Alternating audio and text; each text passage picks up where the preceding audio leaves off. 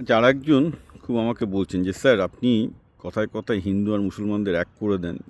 ভারতকে দেখুন, ভারত কি নেপালের ওপর কোনো দিন, নেপাল আর একটা হিন্দু দেশ, ভারত একটা হিন্দু দেশে নেপালের ওপর কোনো দিন বোমাবাজি করেনি, নেপালের বিরুদ্ধে সৈন্য পাঠায়নি। কিন্তু পাকিস্তানকে দেখুন, বাংলাদেশে জেনোসাইড করেছে, এখন আফগানিস্তানে জেনোসাইড করছে। আমরা পাকিস্তানে একটু গোলমেলে দেশ আছে, কারণ দেশটা পুরোপুরি একটা কৃত্রিম দেশ, দেশটা গঠন করাই উচিত নয়। এটা মিলিটারির ওপর থাকার দেশ, তাকে টিকে থাকার জন্য যুদ্ধ করবেই এবং এই ধরনের কাজ চালাবে। সুতরাং পাকিস্তানের সাথে ভারতের তুলনা করা উচিত না। পাকিস্তান একটা গাদার গাড়ে যাওয়া দেশ, ওটা টোটাল একটা মিলিটারিদের তৈরি একটা কৃত্রিম ভূখণ্ড, যেটা আমেরিকার কথা শুনে চলে। It's as simple as that.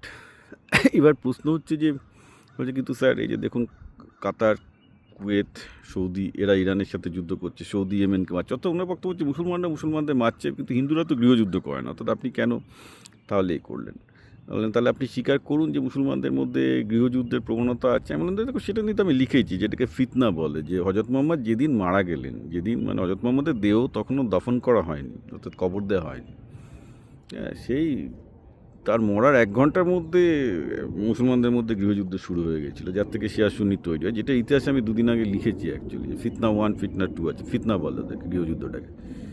তো মুসলমানদের মধ্যে তো আদর্শগত বিভেদের কারণে, যেহেতু ইসলামিক পার্টিটা পুরোপুরি একটা পলিটিক্যাল ব্যাপার, গৃহযুদ্ধ হয়েছে। এবং উল্টো এক্সাম্পলও আছে, যেমন ইসলাম থেকেও এই ব্রাঞ্চও বেরিয়েছে। যেমন ইবাদি ওমানে আছে, যারা অ্যাকচুয়ালি খুব শান্তিপ্রিয় মুসলমান, যারা ওমানের মুসলমান, তারা অ্যাকচুয়ালি শিয়া সুন্নিদের মারামারি দেখে বীতশ্রদ্ধ হয়ে আগেই বললো যে না, আমরা হজরত মোহাম্মদের শুধু স্পিরিচুয়াল টিচিংটা নেব, বাকি পলিটিক্যাল এই জিনিসগুলো ভুলভাল, ওগুলোর মধ্যে আমরা যাব না। ইবাদি বলে, খুব শান্তিপ্রিয় একটা ইসলামের ধারা আছে, যেটা অ্যাকচুয়ালি ওমান ফলো করে। হ্যাঁ, ওমান কাউকে কিন্তু কোনো দিন অ্যাটাক করেনি। ওমান ইনফ্যাক্ট এই যুদ্ধটা মেটানোর চেষ্টা করেছিল ইরানের সাথে, এই যুদ্ধটা আমেরিকার যুদ্ধ মেটানোর চেষ্টা করেছিল ওমানের বিদেশমন্ত্রী। এরা খুব শান্তিপ্রিয় লোক হয়।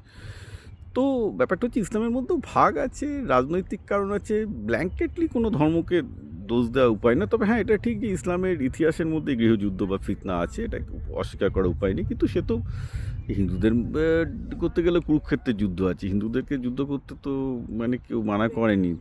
পরিষ্কারভাবে কৃষ্ণই বলছে যুদ্ধ করতে গেলে করতে হবে। হিন্দুরা যে যুদ্ধের বিরুদ্ধে, এটাই বা কোথায়? যুদ্ধ, গীতা তো এটাই শেখাচ্ছে, যুদ্ধ করতে গেলে করতে হবে। তো আমার মনে হয় এগুলো খুব জটিল ব্যাপার। এরকম ব্ল্যাঙ্কেট বলা উচিত নয় যে মুসলমান দেশগুলো মানে নিজেদের মধ্যে মারামারি করবে। ইন্দোনেশিয়া শান্তিপূর্ণ দেশ আছে, মালয়েশিয়া শান্তিপূর্ণ মুসলমান দেশ আছে, ব্যতিক্রম আছে, রাইট?